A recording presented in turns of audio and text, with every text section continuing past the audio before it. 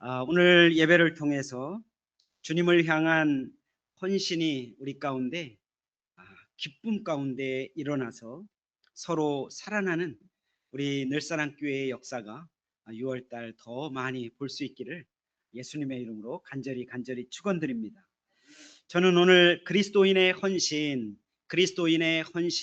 제목으로 하나님의 말씀을 증거하겠습니다. 매월 첫 주에는 특별한 달이 아니면 영혼 구원하여 제자 삼는 교회에 몸을 담고 있는 성도다운 모습, 그런 것들을 우리가 하나하나 실제적인 모습들을 살펴보고 있습니다. 2월 달에는 우리가 그리스도인의 환대에 대해서 우리 함께 살펴봤고요. 3월 달에는 그리스도인의 섬김에 대해서 살펴봤고, 지난달에는 우리 가정뿐만 아니라 우리 각자가 그리스도인의 기쁨을 갖고 살자 우리가 함께 결단하고 다짐했습니다. 오늘은 그리스도인의 헌신에 대해서 우리가 함께 나누며 또 함께 생각하는 시간을 갖고자 합니다. 6월 달은 우리 김준석 안수집사님이 기도하신 대로 호국의 달, 보훈의 달로 우리가 보내고 있습니다. 나라를 위해서 헌신한 분들을 조금이라도 더 생각하는 달이 6월 달입니다. 그래서 그분들의 헌신도 있기 때문에 우리 그리스도인들은 그것보다 적게 헌신할 이유가 뭐가 있겠습니까? 그래서 헌신이란 제목을 생각해 봤습니다. 우리가 나라를 위해서 몸을 바친 사람들을 생각하면서 우리가 6월 6일 어제 현충일을 보내면서 태극기를 조기로 달지 않습니까? 그리고 또 오전 10시에는 전국이 사이렌을 울리죠. 바삐 사는 분들은 아마 사이렌 소리를 못 들으실 수도 있습니다. 저희는 그때가 딱 밥을 거의 먹고 막 마무리할 즈음인데 사이렌이 울려서 아내하고 저희가 1분 동안 기도를 했습니다. 그 1분간 나라를 위해 몸을 바쳐 헌신한 분들을 생각하면서 그렇게 묵념도 하는 시간을 우리가 갖지 않습니까? 우리가 헌신이라는 단어를 쉽게 이야기할 수 있습니다. 그런데 보통 헌신하면 왠지 부담으로 다가오지 않나요? 헌신. 어, 화면을 한번 넘겨봐 주시면 표준 대국어 사전에서 보면은 헌신을 이렇게 표현하고 있습니다. 몸과 마음을 바쳐 있는 힘을 다함. 그 설명이 참 부담스럽죠. 몸과 마음을 바쳐 있는 힘을 다한다. 그러니까 헌신이란 이 단어가 그렇게 우리에게 쉬운 단어는 아닙니다. 몸과 마음을 다한다. 그러니까 이것은 어떤 목적을 위해서 그리고 사람이나 일을 위해서 자신의 모든 것들을 아끼지 않고 쏟아붓는 그 모습을 이 헌신이란 단어에 표현해 주고 있습니다. 그래서 누군가 나에게 너 헌신해야 돼.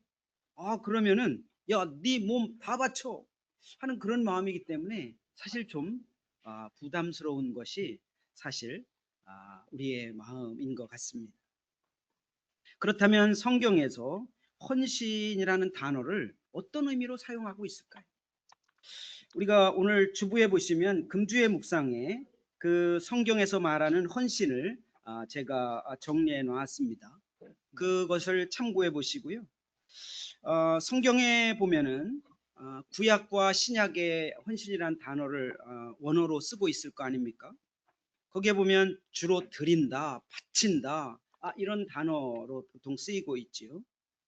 그래서 구약, 신약의 헌신한 단어를 찾아보면 구약에서는 뭔가 손을 가득 채워서 이렇게 드리는 모습입니다. 그러니까 째째하게 줄까 말까 하고 그냥 조금 계산해서 드리는 게 헌신이 아니라 손에 가득 담아서 올려드리는 모습이 구약에 나오는 헌신입니다. 그리고 그거를 드릴까 말까 하다가 그냥 억지로 드리는 게 아니라 자원해서 드리는 겁니다. 이게 구약에 나오는 헌신에 대한 단어입니다. 이게 주로 어디에 나오냐면 출애굽기에 나옵니다. 출애굽기에 제사장들이 하나님 앞에 예물을 어떻게 됩니까? 아낌없이 드리죠. 가장 좋은 거로 드리죠. 그리고 성막을 지을 때나 성전을 지을 때 구약에서 어떻게 합니까? 자기의 금은 폐물들을 아낌없이 드립니다. 그래서 막 광야에 있는데도 넘치고 다윗 때는 막 그게 창고가 넘쳐서 그만 가져오라고 할 정도입니다. 이게 헌신입니다. 신약에서의 헌신은 곁에 제물로 내어놓다, 내 것을 아낌없이 내어놓는 것을 헌신이라고 표현해 놓고 있습니다. 그리고 거룩하게 구별하여 바치는 것을 신약에서 헌신으로 쓰이고 있습니다. 오늘 저희들이 읽은 로마서 12장 1절에도 보면은 거기에 헌신이란 단어가 들어있는데요, 드리십시오, 이게 헌신입니다. 드리는데 어떻게 드립니까? 우리의 몸을 산 제물로 드리듯이 드리십시오. 그러니까 대충 드리는 게 아니죠. 그냥 우물쭈물 드리는 게 아닙니다. 그냥 마음껏 완전히 내어 드리는 게 헌신이라는 것을 오늘 말씀에서도 우리가 확인할 수 있습니다. 신구약의 이런 의미들을 정리해 보면 성경에 나오는 헌신의 의미를 이렇게 정의할 수 있습니다. 화면 넘겨주시면요, 성경에 나오는 헌신을 이렇게 정의해 볼 수 있습니다. 하나님의 은혜에 감격해서 자원함으로 내 손을 하나님의 일로 가득 채우고 내 삶의 모든 것까지 하나님께 완전히 내어드리는 것, 이것을 성경에 나오는 의미를 정리하면 이렇게 헌신을 우리가 정리해 볼 수 있습니다. 그러니까 성경의 헌신을 정리해 보면 그리스도인들의 헌신은 어디에 기반을 두고 있습니까? 하나님의 은혜에 기반을 두고 있습니다. 출애굽기에서 왜 막 손에 가득히 자기가 가지고 있는 걸 막 아낌없이 드릴까요? 가만히 생각해 보면 이게 정상이 아니에요. 야, 우리가 이집트에서 430년 동안 종살이 했는데, 야, 하나님께서 막 10가지 기적을 일으키면서 막 이렇게 우리를 인도하는 게 이게 정상인가? 이게 우리의 힘으로 할 수 없거든요. 하나님이 부어주신 엄청난 은혜인 것입니다. 그것을 생각하면서 그냥 아낌없이 드리지요. 그것이 바로 이 하나님의 은혜에 기반을 두고 있다는 것을 볼 수 있습니다. 오늘 본문에서도 여러분의 몸을 하나님이 기뻐하실 거룩한 산 제물로 드리십시오, 이게 먼저 나옵니까? 이 문장이 먼저 나오지 않습니다. 여러분의 몸을 하나님이 기뻐하실 거룩한 산 제물로 드리십시오, 이걸 간단히 하면 모든 것을 드리십시오, 그겁니다. 여러분의 인격 자체도, 여러분의 몸 자체도, 여러분의 생명 자체도 그냥 드리십시오, 이렇게 간단히 표현할 수 있잖아요. 근데 이거부터 말씀하지 않죠. 맨 먼저 뭐라고 합니까? 하나님의 자비하심으로 원합니다. 하나님의 자비, 은혜를 붙들고 여러분에게 권면합니다, 말합니다. 이게 먼저 나오고 있습니다. 그러니까 하나님의 은혜를 먼저 이야기하고 있는 거죠. 로마서의 큰 흐름도 1장에서 11장은 하나님의 은혜를 이야기하고 있습니다. 그리고 로마서 12장부터는 어떻게 해야 될 것을 구체적으로 알려주죠. 그래서 로마서 1장에서 11장 가운데 나오는 그 은혜의 핵심은 뭡니까? 예수 그리스도를 믿는 믿음으로 말미암아 의롭게 되었다. 간단히 이 한 문장으로 1장에서 11장을 정리할 수 있습니다. 예수 그리스도를 믿는 믿음으로 여러분이 죄악의 종으로 살지 않고 의롭게 되었다. 하나님의 백성이 되었다. 하나님의 자녀가 되었다. 하나님과 관계를 맺고 살아간다. 이걸 로마서 1장에서 11장 가운데 길게 설명해 주고 있는 것입니다. 그리고 나서 12장부터 예수님을 믿는 로마 교회 성도들이, 로마에 있는 그리스도인들이 어떤 생활을 해야 될지 구체적으로 알려주시고 있는 말씀이 쭉 이어지고 있는 거죠. 그래서 오늘 12장 1절에도 보면 그러므로 라는 단어를 쓰고 있는 겁니다. 그러니까 로마서 1장에서 11장은 예수님을 믿는 성도들이 받은 은혜를 자세히 설명해 주고 있습니다. 그것을 제가 빠르게 7가지를 간단히 먼저 살펴보겠습니다. 한번 따라와 보시면 좋겠습니다. 로마서를 우리가 오늘 한번 잠깐 보겠습니다. 먼저 로마서 3장 24절은 우리에게 이렇게 말씀합니다. 그 은혜를 초점을 놓고 보십시오. 모든 사람이 죄를 범하였습니다. 그래서 사람은 하나님의 영광에 못 미치는 처지에 놓여 있습니다. 그러나 사람은 그리스도 예수 안에서 얻은 구원으로 말미암아 하나님의 은혜로 값없이 의롭다는 선고를 받았습니다. 엄청난 은혜죠. 엄청난 은혜인 것입니다. 이 말씀은 무엇입니까? 절망적인 죄인들이 지옥으로 가는 죄인들이 예수님을 믿는 믿음 하나를 보시고 하나님은 죄 없다 하시고 이제 지옥으로 가는 게 아니라 하나님과 연결된 사람으로 의롭게 되었다, 이렇게 선포해 주고 있는 겁니다. 엄청난 은혜죠.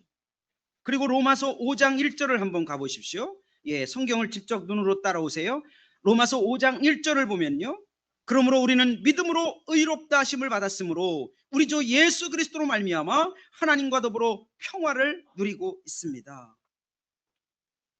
죄로 인해 하나님과 원수가 되었는데 예수님의 죽으심과 부활로 인해서 하나님과 나와 막힌 담이 완전히 허물어진 거예요.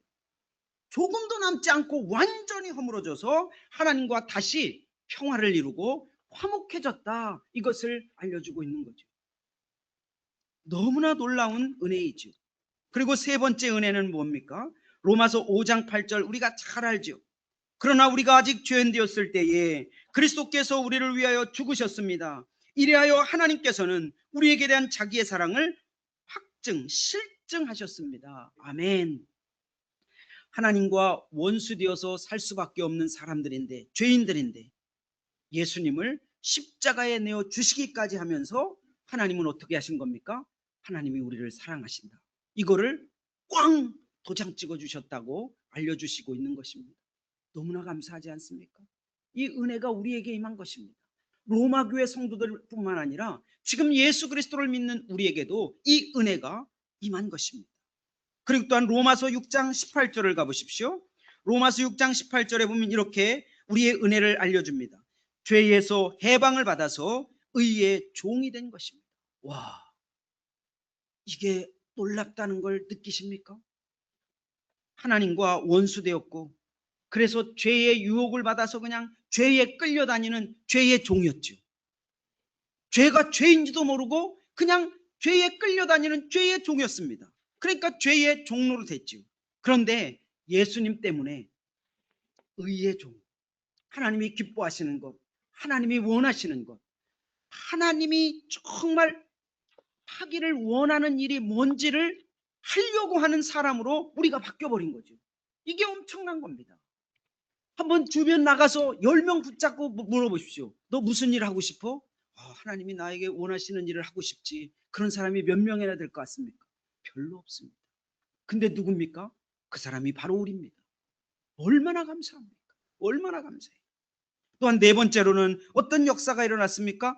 다섯 번째죠. 다섯 번째로 8장 15절에 가보면요, 8장이 핵심입니다. 8장 15절에 보면 너무나 놀라운 게 있습니다. 8장 15절에 보면 여러분은 또다시 두려움에 빠뜨리는 종살이의 영을 받은 것이 아니라 자녀로 삼으시는 영을 받았습니다. 그래서 우리는 그 영으로 하나님을 아빠, 아버지라고 부릅니다. 할렐루야. 와, 엄청나죠. 죄와 죽음의 법을 쫓아다니는 사람들이 아니었습니까? 그런 저희들이 예수님을 믿고 성령님이 우리 가운데 들어오시면서 하나님을 아빠, 아버지라 부르고 살아가고 있는 겁니다. 이 우주 만물을 창조하시고 모든 것들을 죄락펴락하시는 그 하나님이 내 아빠가 되신 겁니다.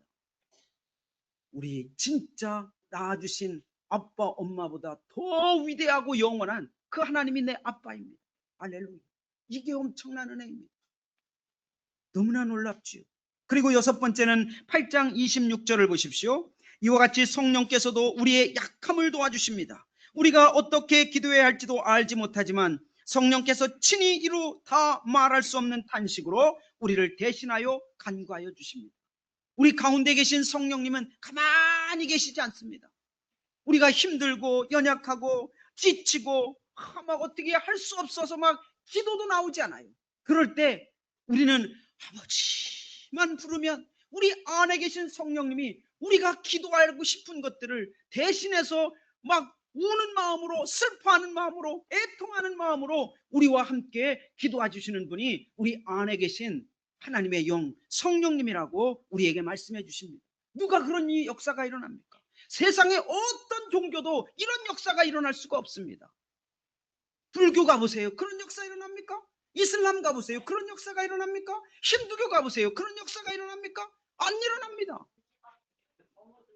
저와 사랑하는 성도님들만이 이런 엄청난 은혜를 누리고 있는 것입니다. 그냥 나약해서 어찌할 바 모를 때 우리 안에 계신 성령님은 우리를 내 자녀다, 걱정하지 마라 이러면서 우리를 위해 간구해 주시고 있는 것이죠. 더 놀라운 게 있습니다. 그게 마지막 로마서 8장 38절과 39절입니다. 나는 확신합니다. 죽음도 삶도 천사들도 권세자들도 현재일도 장래일도 능력도 높음도 깊음도 그 밖에 어떤 피조물도 우리를 우리 주 예수 그리스도 안에 있는 하나님의 사랑에서 끊을 수 없습니다. 할렐루야, 할렐루야. 너무나 놀라운 은혜 아닙니까? 우리의 삶의 현장에서 여전히 다양한 위협과 위험과 도전이 있습니다. 이걸 물리치고 살아갈 인간은 단 한 명도 이 지구상에 없습니다. 교만하지 말아야 됩니다.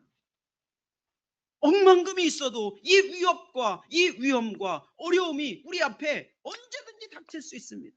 모든 것들이 한 시간에 떠나갈 수 있습니다. 요한계시록에 보십시오. 로마 제국을 한 시간에 내가 불바다를 만들겠다. 이게 하나님의 능력입니다. 이게 우리 주님의 능력입니다. 우리 앞에 어떤 일이 일어날지 모릅니다. 그런데 우리 주님께서는 뭐라고 합니까? 어떤 것도 끊을 수 없는 하나님의 사랑이 우리와 함께 한다고 우리에게 은혜를 약속해 주시고 있는 겁니다. 할렐루야. 얼마나 안전합니까?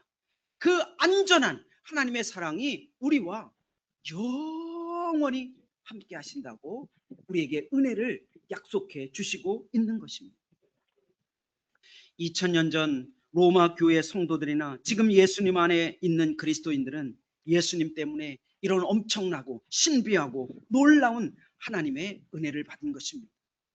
예수님 때문에 완전히 새 것이 되었죠. 예수님 때문에 완전히 새 창조가 우리 안에서, 우리 인격 전체에서 일어나게 된 것입니다. 할렐루야.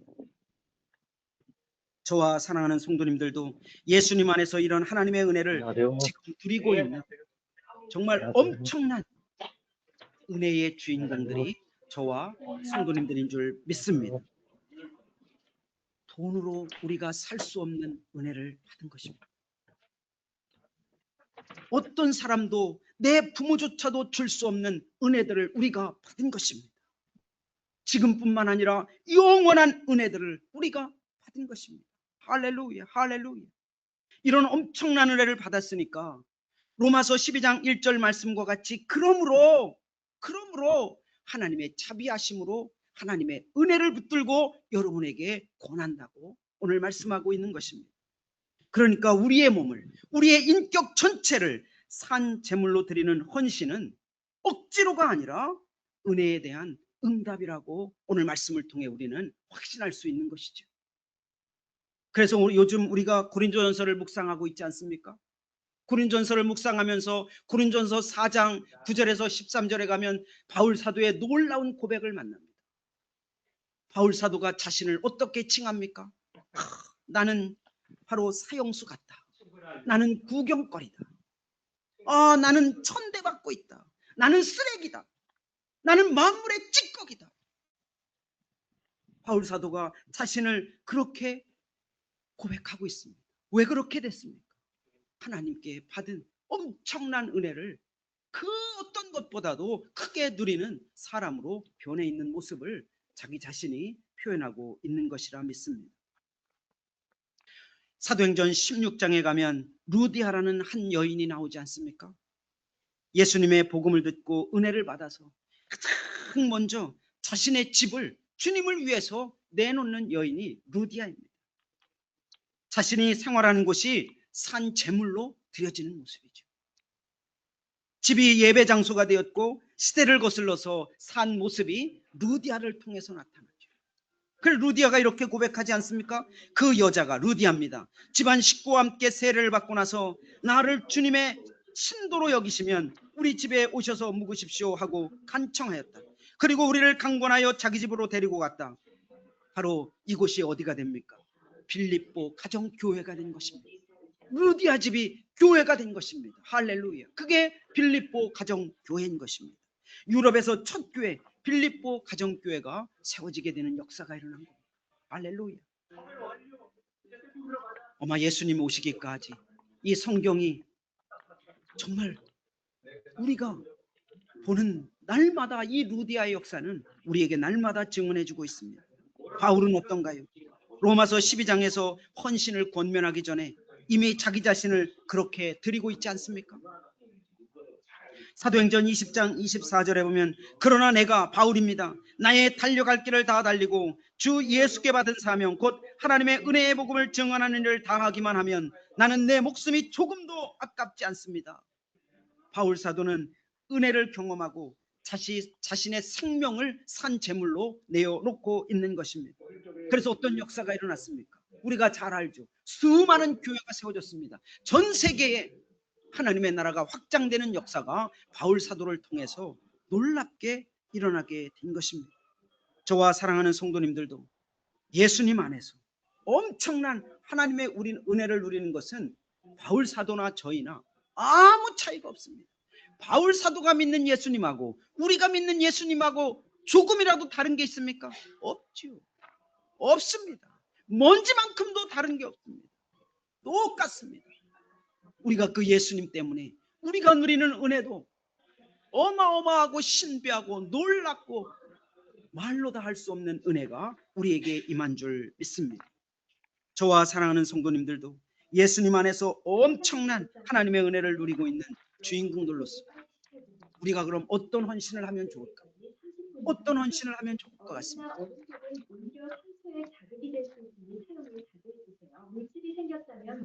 온라인에 계신 분은 그 음성을 죽여주시기 바랍니다.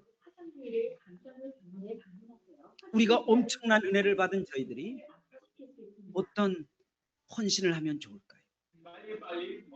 저는 가장 먼저 순재영 님 그 음성 강제로 줄여주시면 돼요. 가장 중요한 것은 우리가 주님이라고 하는 예수님께 헌신했으면 좋겠습니다. 예수님께 헌신했으면 좋겠습니다. 빌립보서 2장 6절과 8절에 보면 예수님은 우리를 위해 먼저 헌신하셨습니다. 예수님이 우리를 위해 모든 걸 다 내어주셨죠. 예수님이 어느 정도로 헌신하셨을까요? 예수님은 하나님의 모습을 지니셨으나 하나님과 동등함을 당연하게 생각하지 않으시고 오히려 자기를 비워서 종의 모습을 취하시고 사람과 같이 되셨습니다. 그는 사람의 모양으로 나타나셔서 자기를 낮추시고 죽기까지 순종하셨으니 곧 십자가에 죽기까지 하셨습니다. 화면을 하나 넘겨주시면은요. 네, 우리 그리스도인의 헌신의 첫 번째는 예수님께 헌신하는 것입니다. 도대체 나를 위해서 이렇게까지 헌신할 분이 누가 있습니까? 저도 못합니다. 우리 부모님들도 못합니다. 누가 하셨습니까? 오직 예수님만이 하셨습니다. 우리를 살리기 위해서, 우리에게 영원한 선물을 주기 위해서 예수님은 우리를 위해 기꺼이 자기 자신을 십자가에 내어 주시기까지 하신 것입니다. 그러니 우리도 예수님을 위해서 사는 건 당연한 거 아닙니까? 내가 갖고 있는 거 계산하지 않고 예수님을 위해서 드리는 거 당연하지 않습니까? 우리의 시간, 우리의 몸, 우리의 모든 것들을 예수님을 위해서 드리면 뭐가 아깝겠습니까? 절대로 아깝지 않습니다. 그러기 전에 예수님이 우리에게 명령하신 게 있습니다. 그 명령하신 것을 조금이라도 더 지키려고 하는 게 우리가 예수님께 헌신하는 것이 아닐까요? 우리가 이렇게 매일 구호를 영혼 구원하여 제자 삼자라고 매일 그렇게 외칩니다. 그게 바로 마태복음 28장 19절에서 20절 말씀 아닙니까? 영혼 구원하여 제자 삼자, 영혼 구원하여 제자 삼자. 이 일에 내가 드리면 예수님께 헌신한 것입니다. 저와 사랑하는 성도님들이 우리 늘사랑교회가 영혼 구원하여 제자 삼는 일에 내가 지금 뭐라도 하고 있다. 그러면 예수님께 헌신한 겁니다. 왜요? 예수님이 부활하시고 승천하시기 전에 우리에게 맡기신 최후의 명령이기 때문에 그렇습니다. 우리 늘사랑교회가 예수 그리스도께서 우리에게 맡기신 그 명령을 붙들고 오늘도 내일도 뭔가 작은 거라도 한다면 우리는 예수님께 헌신하는 삶을 살고 있다고 우리가 확신할 수 있다고 저는 믿습니다. 또 한 가지는 우리가 어디에 헌신하면 좋을까요? 두 번째 넘겨주시면은요, 이 시대의 흐름을 따르기보다 우리는 정말 이 시대에 힘들어하며 사는 이웃들에게 헌신했으면 좋겠습니다. 이웃들에게 헌신했으면 좋겠습니다. 우리가 이 시대에 바쁘게 따라가다 보면 주변이 안 보일 수 있습니다. 오늘 로마서 12장 2절에도 나오지 않습니까? 이 세대를 팍 쫓아가다 보면은요, 다른 거 안 보입니다. 다들 AI 광풍이라고 그럽니다. 야, AI 광풍에 나도 올라타자. 야, 그 광풍이 나를 어떻게 변화시킬까? 막 난리가 아닙니다. 그 광풍에 막 합류하려고 막 발부둥 치는 모습들이 막 전 세계에 그야말로 난리가 아니지 않습니까? 저는 이럴 때 교황청이, 우리하고는 좀 결이 다르지만 교황청이 5월 15일에 내놓은 아주 중요한 문서가 있습니다. 물론 폄하하는 사람도 있습니다. 그렇지만 어디에도 이 AI 시대에 우리가 어떻게 살까, 그 원칙을 내놓은 데는 조직이 없습니다. 근데 교황청이 5월 15일 날 이것을 내놨습니다. AI 시대가 이제 거스를 수도 없고 우리가 어떻게 해야 될지도 모르는데 우리는 그럼 그 가운데 어떻게 살까? 이 원칙을 245개 조항이나 내놨습니다. 전 그 점이 대단하다고 생각합니다. 그중에 저는 240조를 주목합니다. 240조에 이렇게 나옵니다. 기술들이 가장 취약한 자들을 착취하고 새로운 형태의 노예제를 만들어내며 분쟁을 통해 이익을 얻는 모델을 뒷받침할 수 있는데 믿는 자들은 불평등이 더 큰 정의로 대체되고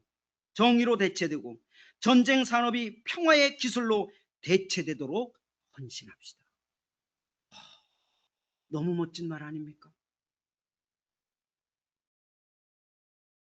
기독교 인구가 세계에 훨씬 더 많은데 기독교 인구는 힘을 합쳐서 이런 원칙을 내놓은 적이 없습니다. 너무 부럽지 않습니까? 믿는 자들은 우리 아닙니까? 불평등이 더 큰 정의로 대체되도록, 전쟁 산업이 평화의 기술로 대체되도록 헌신합시다. 우리 주변에 여전히 AI가 뭐요? AI 광풍이 뭐요? 그게 내 삶하고 무슨 연관이 있어? 그런 사람들이 많습니다. 오히려 더 많을 수 있습니다. 그래서 손해보고 뒤처지고 힘들어하는 사람들이 우리 주변에 있죠. 그 한 사람이라도 우리를 통해 위로를 받아야 되지 않겠습니까? 우리 늘사랑교회를 통해서 그런 연약한 사람들이 힘을 얻어야 되지 않겠습니까? 그래서 저와 사랑하는 성도님들이 정말 힘들어하는 이웃에게 헌신하는 것이 정말 우리가 받은 은혜를 갚는 작은 몸부림이라고 저는 생각합니다. 그것은 바로 하나님이 기뻐하시는 일이라고 저는 확신합니다. 또 한 가지 우리가 헌신해야 되는 것은 어디입니까? 우리나라가 하나님이 기뻐하시는 나라가 되도록 우리 나라를 위해 헌신했으면 좋겠습니다. 우리 나라를 위해 헌신했으면 좋겠습니다. 전쟁에 나아가자는 것도 아닙니다. 어느 정파를 위해 열심히 일하자는 것도 아닙니다. 모두가 다 정치인과 공무원이 되자는 것도 아닙니다. 바울의 마음을 품자는 것입니다. 바울은 어떻습니까? 바울이 정치 이야기를 한 적 있습니까? 바울이 뭐 보수냐 뭐 진보냐 얘기했습니까? 바울은 어떤 마음을 품고 있습니까? 로마서에서 바울의 마음을 우리에게 알려주고 있지 않습니까? 그것이 로마서 9장 2절과 3절입니다. 나에게 큰 슬픔이 있고 내 마음에는 끊임없는 고통이 있습니다. 나는 육신으로 내 동족인 내 결례를 위하는 일이면 내가 저주를 받아서 그리스도에게서 끊어질지라도 달게 받겠습니다. 바울 사도는 자기 민족, 자기 나라가 한 명이라도 더 예수님을 믿기를 간절히 바라고 있는 것입니다. 우리가 선교를 하지요. 그런데 우리나라를 외면하면 말이 안 됩니다. 우리가 선교사들과 함께 동역하지요. 그런데 우리나라의 방방곡곡에 예수 그리스도를 믿지 않는 사람들이 있는데도 방치한다는 건 이건 너무나 안팎이 다른 모습 아닙니까? 저와 사랑하는 성도님들이 바울의 마음을 품고 우리나라의 모든 사람들이 우리나라의 한 사람이라도 더 예수님 믿기를, 우리나라 민족의 한 명이라도 더 하나님을 사랑하는 사람들이 될 수 있도록 우리가 그런 마음을 품고 우리나라를 바라봐야 되지 않겠습니까? 그게 바로 바울의 마음이고 우리가 우리나라를 사랑하는 마음이라고 믿습니다. 우리나라를 위해 간절히 언제 기도해 보셨습니까? 눈물을 흘리면서 우리나라를 간절히 기도했습니까? 누가 대통령 되라, 누가 뭐가 되라, 이게 중요한 게 아닙니다. 그건 하나님이 알아서 하십니다. 우리나라에 하나님이 완전히 우리나라를 장악하셔서 하나님의 주권, 하나님의 정의, 하나님의 공의가 이 땅에 강물처럼 흐르면 저는 끝납니다. 누가 대통령이 돼도 무슨 소용이 있습니까? 하나님이 잡고 있는데, 하나님을 거역할 인간의 힘은 어디에도 나타나 있지 않습니다. 우리가 요즘 맥체인 성경 읽기를 하지 않습니까? 이사야서 읽지 않습니까? 이사야서 말씀에서 어떻게 합니까? 히스기야 왕일 때 난리가 났습니다. 18만 5천 명이 그냥 에워싸고 있습니다. 히스기야하고 이사야가 뭘 합니까? 기도하죠. 기도합니다. 거기에서 천사 한 명 단수로 나와요. 천사 한 명이 슬쩍 일합니다. 근데 18만 5천 명이 싸그리 없어져요. 천사 한 명. 우리가 예수님이 십자가에 못 박힐 때 예수님이 뭐라고 말씀하십니까? 내가 천사 12군단을 부릴 수 있다고 했어요. 무식한 계산 한번 해볼까요? 빨리 계산기 두들겨 보십시오. 18만 5천 곱하기 6만 몇 명일까요? 한 방에 날아갈 수 있습니다. 그 예수님의 이름으로 하나님 보좌 우편에 계신 예수님께 우리가 간구하고 있는 겁니다. 할렐루야, 할렐루야. 너무나 놀랍죠. 우리나라를 위해서 기도할 때 우리나라에 하나님의 역사가 일어나게 될 줄 믿습니다. 그것이 우리나라를 위한 헌신이라고 저는 믿습니다. 그래서 이 한반도가 복음으로 왕래되는 그 나라가 돼야 되지 않겠습니까? 원래 한반도는 하나입니다. 뭐 북쪽을 왜 신경 쓰냐? 하나님이 복음이 우리나라 들어올 때 원래 하나였어요. 그걸 회복해야 되는 게 우리 목표 아닙니까? 복음이 마음대로 왕래되도록 이 한반도가 바뀌어서 우리나라가 제사장 나라, 선지자 나라로 다시 쓰임받으면 얼마나 좋겠습니까? 우리의 기도가 그 놀라운 뜻을 이루게 될 줄 믿습니다. 우리가 합니까? 우리는 기도할 뿐입니다. 하나님이 그 일을 이루어 가실 줄 믿습니다. 저와 사랑하는 성도님들이 예수님을 위해 헌신하고 힘든 이웃을 위해 헌신하고 또한 우리나라를 위해 헌신할 때 우리가 사는 이 땅이 하나님이 기뻐하시는 땅, 하나님의 영광이 드러나는 땅이 분명히 만들어 주실 줄 믿습니다. 이제 말씀을 마무리합니다. 헌신은 부담되는 일 맞습니다. 부담되는 일 맞습니다. 그렇지만 우리 그리스도인들의 헌신은 우리가 받은 은혜를 생각하면 그건 부담이 아니라 우리의 응답이라고 저는 확신합니다. 우리의 헌신을 통해서 우리 공동체도 살죠. 우리 성도님들도 삽니다. 우리 이웃들도 살아나지 않겠습니까? 우리나라도 살지 않겠습니까? 그것이 바로 하나님의 선하시고 하나님이 기뻐하시고 하나님이 완전하신 뜻을 우리의 삶을 통해서 이루어 드리는 일일 줄 믿습니다. 함께 기도하겠습니다. 하나님 아버지 감사합니다. 우리의 작은 헌신, 예수님을 위한 헌신, 영혼 구원하여 제자 삼는 일에 대한 헌신, 그리고 주변에 힘들고 어려운 이웃들을 향한 헌신, 우리 나라를 위해서 작은 기도를 통한 헌신, 이 놀라운 것들이 하나님이 우리에게 베풀어 주신 엄청난 은혜에 대한 우리의 몸부림이고 우리의 응답이라 믿습니다. 그러할 때 하나님이 기뻐하시고 또한 온전하시고 하나님이 원하시는 뜻들이 우리의 삶의 주변에서 우리나라에서 세계 열방 가운데 이루어지게 될 줄 믿습니다. 우리가 그리스도인의 헌신을 품고 6월 한 달을 살아가게 하여 주옵소서. 예수님 이름으로 기도 올리옵나이다. 아멘, 아멘.